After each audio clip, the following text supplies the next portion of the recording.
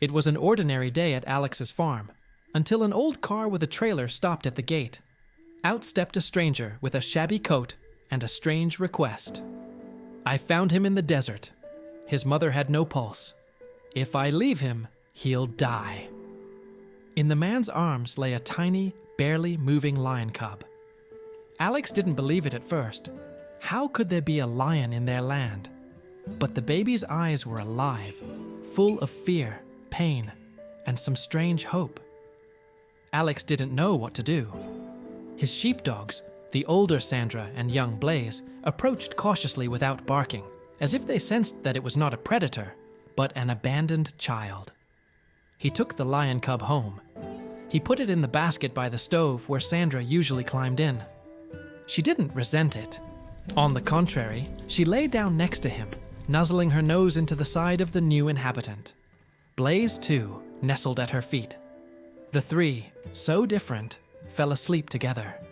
And so began a story no one would have believed if they hadn't seen a sheepdog and a lion sleeping together. A few weeks passed. The lion cub was named Taro. Alex chose a name that sounded strong but soft. He grew quickly. At first he tripped over his own feet, but now he was jumping around the yard as well as a puppy. He often got tangled under Blaze's feet, who taught him to run and tumble, and Sandra became his real mother, licking him, warming him, growling when he misbehaved. Alex, watching this trio, sometimes caught himself thinking, as if it was all a dream. But every day, reality became more and more marvelous. The sheepdogs taught Taro everything they knew: how to follow a man, when to freeze if you suddenly hear danger, and how to retreat without showing fear. And Taro responded with his own, lion-like understanding. He stood between Sandra and strangers, even if they were just farm guests. He was growing in body and spirit. In the village, people looked warily at first. "Alex, are you crazy? It's a wild animal." But when someone came and saw a huge lion cub lying peacefully with his paw on a sheepdog, all wariness dissolved. Local children asked permission to see the king who became a dog. And Taro, as if feeling part of the pack, accepted this attention calmly, without a drop of wildness. It was only at night, when the farm was quiet, that Alex sometimes went out on the porch. There, under the starry sky, sat Taro. He looked out into the steppe, with that strange longing that only the wild ones carry. And still, when Sandra came up and licked his ear, Taro snuggled up to her as before. He was a lion, but raised in the heart of the pack. By his first birthday, Taro had become a real giant. He no longer fit in his favorite basket by the stove, couldn't squeeze through the narrow passages between the barns, and his footsteps echoed hollowly on the floor, as if an adult were walking. His mane was beginning to take shape. His coat glistened in the sun, and his gaze, that same lion-like gaze, now pierced straight through if Taro sensed a threat. And yet he was still the same, a dog at heart. He ran after Blaze and tried to imitate Sandra's stance when someone approached the farm. But not everyone saw it that way. "Alex, he's not a puppy anymore.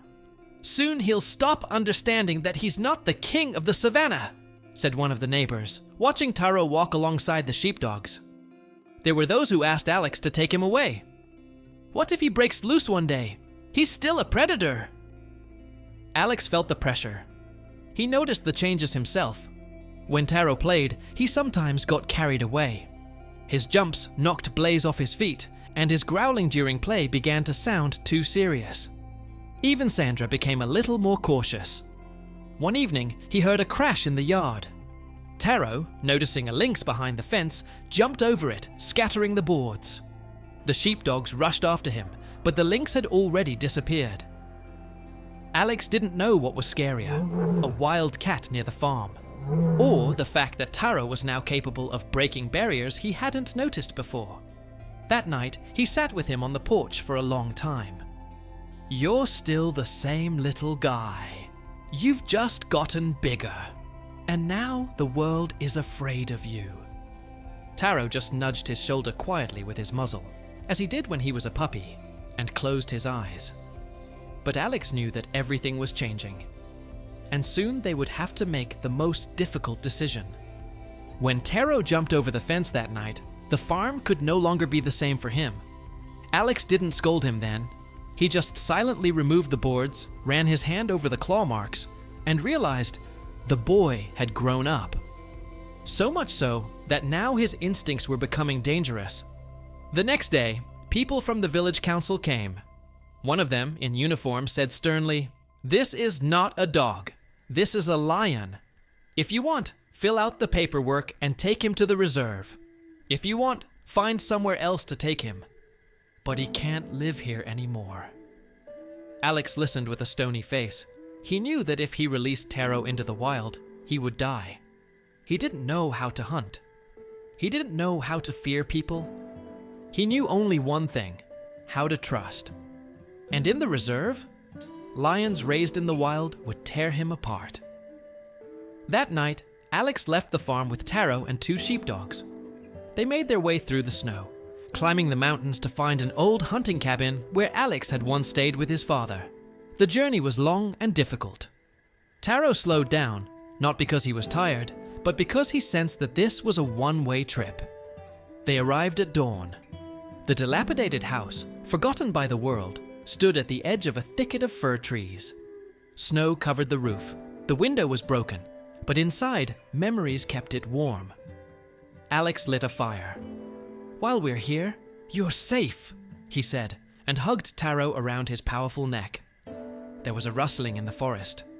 The sheepdogs growled, and Alex gripped the lantern tighter.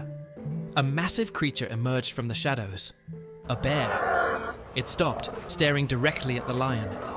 The air tensed. Alex slowly stood between the bear and Taro, spreading his arms wide in an attempt to protect the lion. "Back," he said quietly. But the bear seemed afraid. It took a few steps back, looked at the lion, and as if sensing the strength and confidence in Taro's eyes, turned and disappeared into the depths of the forest. Alex looked at the lion with surprise and relief. "You're stronger than you look. You're not just a lion. You're the true king of your forest." After the bear left, the hut was silent. Alex built a fire, and the warmth began to penetrate the cold room. Taro sank down tiredly beside him, his eyes slowly closing, but he was still alert. Several days passed. Alex took care of the lion, feeding him, monitoring his wounds and habits.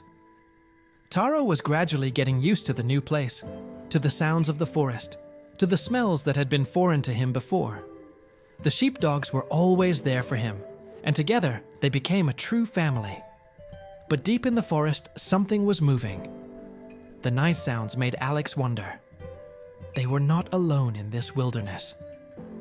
The forest was full of wild animals, and soon Alex realized that Taro would have to not just live, but fight for his place. One night, there was an ominous howl. The sheepdogs became wary, and the lion jumped up, tense as if sensing danger. Alex grabbed a lantern and stepped out onto the porch of the cabin. In the distance, between the trees, eyes flickered. Several predators were moving towards them. Alex realized that a new battle had come. But now they were not alone. Their family, a man, a lion, and 2 sheepdogs, was ready to meet any challenge.